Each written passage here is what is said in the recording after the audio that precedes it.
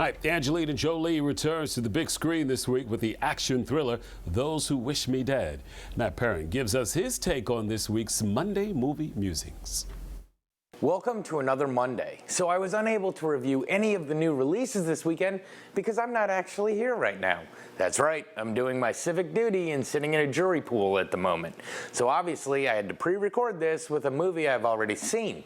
I was thinking about Army of the Dead but didn't have enough time to squeeze it in. But last week I mentioned that I had watched an Angelina Jolie action movie, so let's jump right into that one, and here's my take on Those That Wish Me Dead. Our movie begins with Hannah, played by Jolie. She parachutes in and fights wildfires in the forests of Montana. She is a year out of a tragedy where she misjudged the wind and was unable to save the lives of 3 kids that day. As a result, she has become despondent and reckless and relegated to spending her time in a tower alone just looking to spot fires. Little does she know that a chance at redemption is heading right to her. We cut to Connor and his father Owen, and they're fleeing Florida from 2 hitmen that have already killed Owen's boss for something they discovered.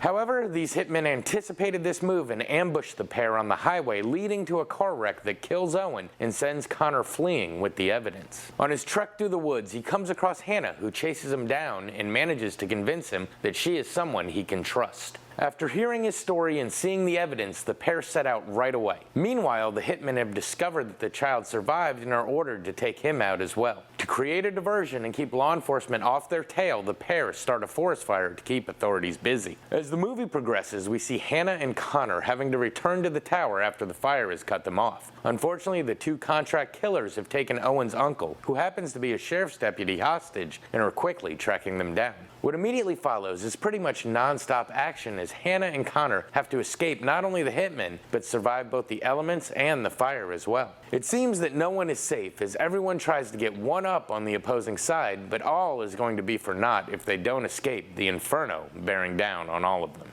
So, what to say about this one? First off, when I saw the trailer and saw it was directed by Taylor Sheridan, I was all in, since he did Hell or High Water, which was absolutely fantastic. But once again, like I've said over and over, don't ever get overexcited for a movie. It was entertaining, but I was definitely let down a little bit. It just has a lot of those typical movie tropes.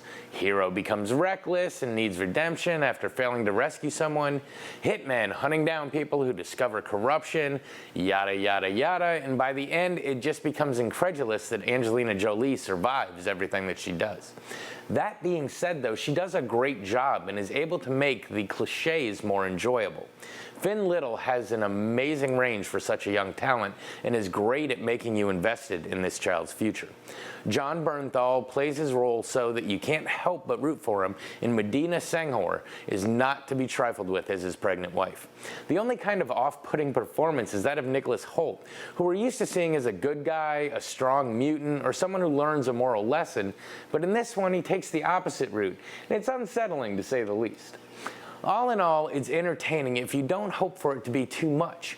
If you just want a suspenseful action film centering around redemption, definitely check it out. Just be prepared for not everyone to make it out of the woods. This has been your Monday Movie Musing. Back to you.